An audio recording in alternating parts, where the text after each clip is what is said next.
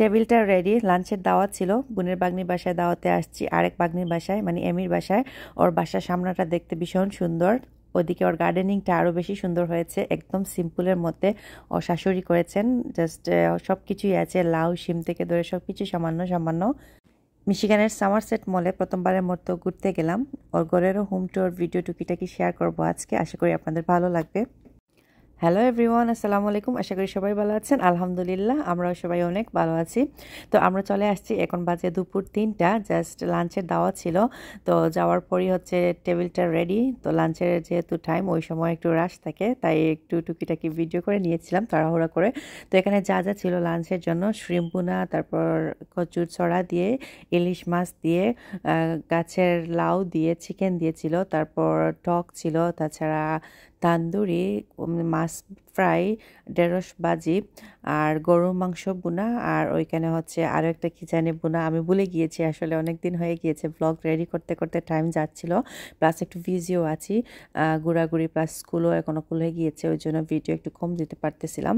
আর এদিকে হচ্ছে যাওয়ার আগের ক্লিপ এটা, আমি জাস্ট যা যা পরে গিয়েছিলাম তো ওইগুলো একটু রেকর্ড করলাম। মাঝে মাঝে দেখি যে অনেকেই এরকম ভিডিও দেন ফেসবুকে, যা যা মানে রেডি হওয়ার আগে এরকম করে তুলে দেন। তো ওইটা দেখে আমার অনেক শখ হচ্ছিল যে আমিও এইভাবে দেই, তো আমিও এইভাবে মাঝে মাঝে দেওয়ার ট্রাই করি আর কি।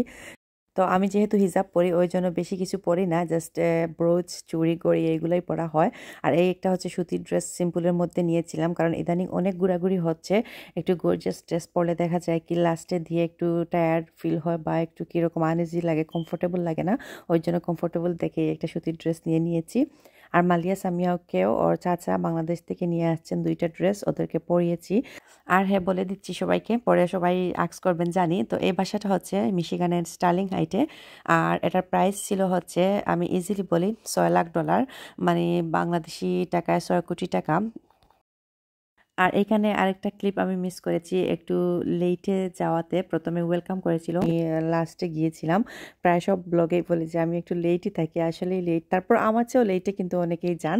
তো আমি যেহেতু ভিডিও করবো, ওই জন্য একটু আগে গেলে ভালো হয়, কিন্তু কি আর করবো, বাচ্চার মা তো কোনোভাবে পসিবল হয় না।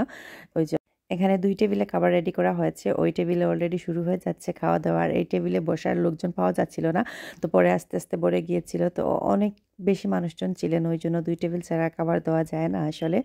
আর এটা হচ্ছে ওর ফ্যামিলি রুম। সো আমি জাস্ট টুকিটাকি একটু রেকর্ড করছি, যদিও ওর ঘরের ভিডিও আমি আগে একবার দিয়েছিলাম, ওই জন্য বেশি একটা রেকর্ড করা হয় নাই। তাছাড়া বেশি মানুষ ছিলেন ওর ঘরে, জাস্ট মনে হয় 50 জনের মতো বা এর উপরেও হতে পারেন। ওই জন্য বেশি মানুষজন থাকলে সবসময় আমি বলি যে ভিডিও করতে আমি তেমন একটা কমফোর্টেবল না, ইজি ফিল করি না। তো এটা হচ্ছে গ্যারেজে ওর একটা কিচেন আছে। সো ওরা গ্যারেজে রান্নাবান্না সব কিছুই করে। এখানে কম বেশি সবাই দেখা যায় বেসমেন্টে বা গ্যারেজে কিচেন আরেকটা থাকে মিশিগানে, রান্নার স্মেলের জন্য সবাই আলাদা করে নেন। তাছাড়া ক্লিনিংয়ের বিষয়টাও কিন্তু খুবই মানে ভালো লাগে। দেখা যায় কি ওই যে কিচেন, মেইন যে কিচেন, ওইটা একটু গুছিয়ে রাখা যায়। আর ওইটা, আর এখানে হচ্ছে ওর এন্ট্রেন্সে ঢোকার পরে হচ্ছে এইদিকে হচ্ছে একটা লিভিং রুম, তারপর ওইদিকে হচ্ছে আরেকটা, মানে অনেক বড় একটা বাসা। কিন্তু আমি ওই সাইডের ভিডিওটা করতে পারি নাই, কারণ ওইখানে মুরব্বী মানুষজন বসাচ্ছিলেন, সো ওই জন্য আর সাহসে দেয় নাই যে ওইদিকে ক্যামেরাটা করবো। আর এটা হচ্ছে বেডরুম। সো জাস্ট একটু দেখিয়ে দিচ্ছি, উপরে 4টা বেডরুম আছে।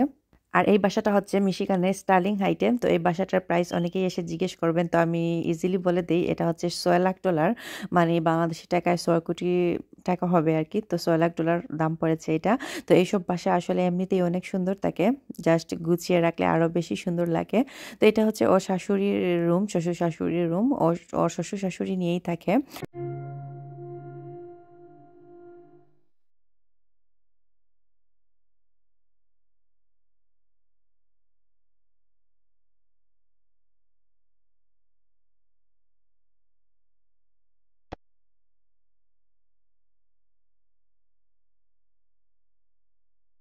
আর এই তো এখন বেকয়ার্ড দেখার পালা। মিশিগানের এই যে একটা জিনিস সবচেয়ে বেশি ভালো লাগে, সামারে যে কেউ কারো ঘরে গেলে দেখা যায় কি বেকয়ার্ডে যান আগে ওনার গার্ডেনিং দেখতে। তো আমরা চলে আসছি এখন ওনার গার্ডেনিংটা দেখতে। আর এই লাউয়ের মাচাটা এত সুন্দর হয়েছে, এত কিউট হয়েছে, খুবই সুন্দর লাগছিল। একদম সিম্পলের মধ্যে সবকিছু উনি করেছেন, ওনার শাশুড়ি আর কি করেছেন। তো যাই হোক, এখানে শিম ছিল, লাউ ছিল, তারপর কাঁচামরিচ, নাগামরিচ, বেগুন সব কিছুই।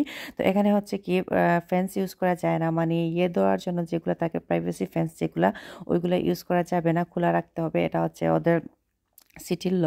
তো ওই জন্য কি হয়েছে, বেশি কিছু গার্ডেনিংও করা যাবে না, না হলে টিকিট দিয়ে দিবে। ওই জন্য সিম্পলের মধ্যেই করতে হবে, মানে ওয়াল তোলা যাবে না বা কোনো কিছু দিয়ে ঢাকা যাবে না ব্যাক সাইডটা, জাস্ট এরকম খোলামেলা থাকতে হবে।